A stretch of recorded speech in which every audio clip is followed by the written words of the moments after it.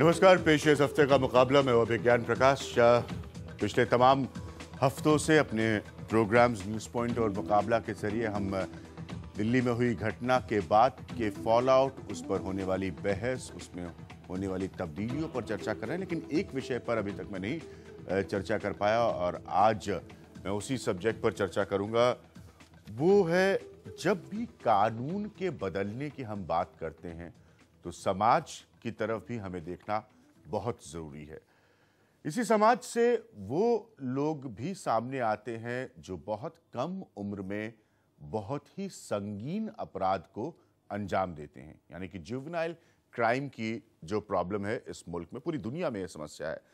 अब सवाल ये उठता है कि दिल्ली की घटना के बाद और जिस उम्र के लोग उसमें इन्वॉल्व थे, उसके बाद ये बहस सामने आ गई है पूरे देश के सामने कि किस उम्र को या किस समय सीमा को तय किया जाए किसी लड़के के लिए जो कोई भी अपराध में पकड़ा जाता है और कोई बहुत ही गंभीर अपराध में पकड़ा जाता है। इस बहस को जरा ध्यान से सुनिएगा, क्योंकि जुवेनाइल क्राइम किसी भी डेवलपिंग सोसाइटी जो होती है, जो विकसित हो रहा होता है समाज, उसकी एक बहुत बड़ी प्रॉब्लम है।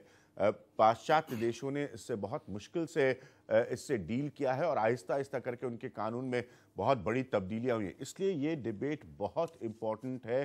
सबने कानून में तब्दीली की बात की है, लेकिन वो किस स्तर पर हो और कैसी हो, हम कोशिश करेंगे उस इशू को एड्रेस करने के लिए। हमेशा की तरह मेरे साथ यहाँ पर जनता भी मौजूद रहेगी और उनके नज़रिए से हम समझने की कोशिश करेंगे कि अगर कोई बलात्कार जैसी घिनौनी घटना को अंजाम देता है तो कानून उसके प्रति किस तरह का रवैया रखे। मैं आज के अपने पैनल साहब को मिलाता हूँ। सब लोग इस विषय पर जानकारी रखते हैं, समझ रखते हैं। केटीएस तुलसी साहब देश के जाने माने लॉयर हैं। जयंती रंगनाथन हिंदुस्तान अखबार को रिप्रेजेंट करती हैं, वहाँ की सीनियर फीचर्स एडिटर हैं, इस तरह के मसलों पर लिखती आती हैं।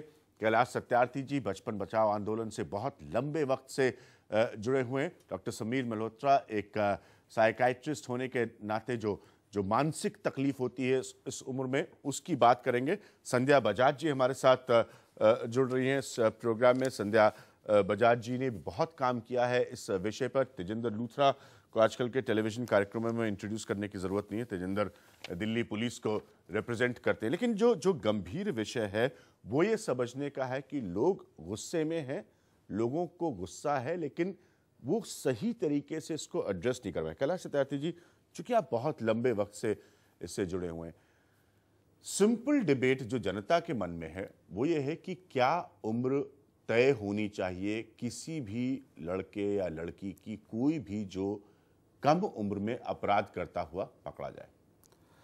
देखिए, आपने गुस्से की बात कही है विज्ञान जी, और ये ऐसा गुस्सा है जिसको हम सब बहुत दिल से सलाम करते हैं।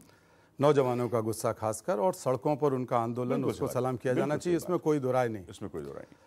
अब सवाल उठता है कि इस पर कानून है पहले से बना हुआ, और ये कानून भारत के अंदर और दुनिया के कई देशों में जुवेनाइल से संबंधित कानून बने हुए हैं। ये कानून सिर्फ बाल अपराधी या बच्चे जो अपराध करते हैं उनके संदर्भ में नहीं है, बल्कि उनके सुरक्षा और सुविधा के लिए भी है। Children in need of protection and care पर भी है वही कानून। तो इस तालमेल को देखना जरूरी है कि जो बच्चे आज अपराध की दुनिया में जाते हैं, क्या ऐसा तो नहीं कि उसी कानून में जो उनको सुरक्षा और सुविधा मिलना चाहिए उससे वो वंचित रह गए? वो कानून का बड़ा भारी फेल्यूर है, कानून की असफलता है। अगर कोई भी बच्चा अपराध करने के लिए अभिशप्त है जिसकी आयु 18 से कम है, किशोर व्यक्ति, तो इसका मतलब है कि वही कानून जो किशोरों को पूरी सुरक्षा की गारंटी देता है, उनके रखरखाव की गारंटी देता है, वो कानून कहीं ना कहीं फेल हुआ है।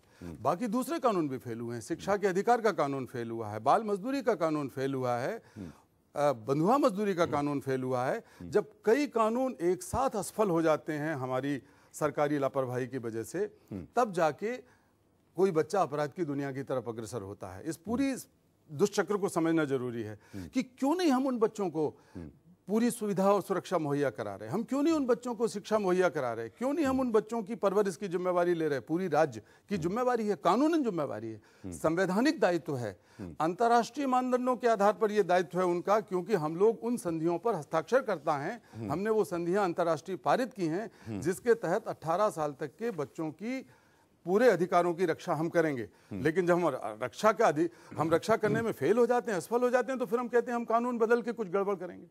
ठीक है, तो आप कह रहे हैं कि जो कानून है वो असफल है, या आप अपनी बात ओपनिंग कमेंट्स में रख रहे हैं। कि जी तुलसी साहब, चूंकि जिसमें मैंने कहा डिबेट एक लाइन की है कि लोग जानना चाहते हैं कि क्या उम्र होनी चाहिए किसी भी व्यक्ति के लिए जो एक इतनी कम एज में क्राइम में इन्वॉल्व हो जाए।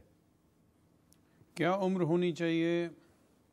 भारत में एक तो जुवेनाइल जस्टिस एक्ट है जिसमें 18 साल की मेयार फिक्स कर दी गई, और जुवेनाइल को ना तो मौत की सज़ा हो सकती है, ना उम्र कैद की सज़ा हो सकती है, ना उसको जेल में रखा जा सकता है, ना उसको अदालत में पेश किया जा सकता है।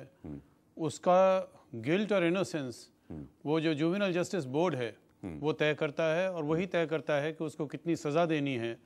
और सज़ा भी अगर 17 से ऊपर उम्र है तो कम से कम 2 साल, और अगर 17 से ऊपर उम्र है तो ज़्यादा से ज़्यादा 3 साल, और वो भी जुवेनाइल होम में।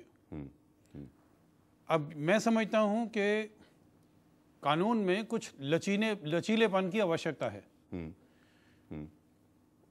और दूसरी बात यह कि इंडियन पीनल कोड के साथ ये मेल नहीं खाता है।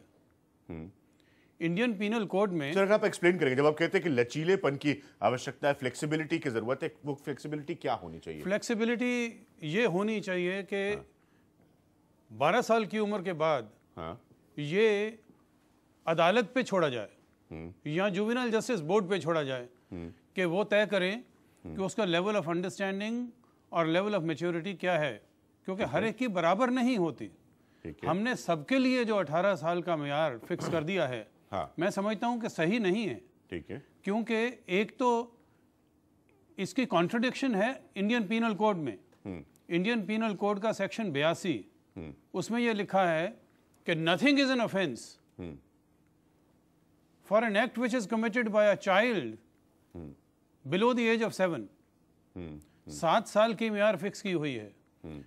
और 83 सेक्शन 83 उसमें यह कहा गया है कि अगर जिसने भी जुर्म किया है वो उसकी उम्र 7 और 12 साल के बीच में है, तो ये साइकियाट्रिस्ट की मदद ली जाएगी ये समझने के लिए कि उसकी लेवल ऑफ अंडरस्टैंडिंग और मैच्योरिटी क्या है, और क्या उसको दोषी ठहराया जा सकता है या नहीं।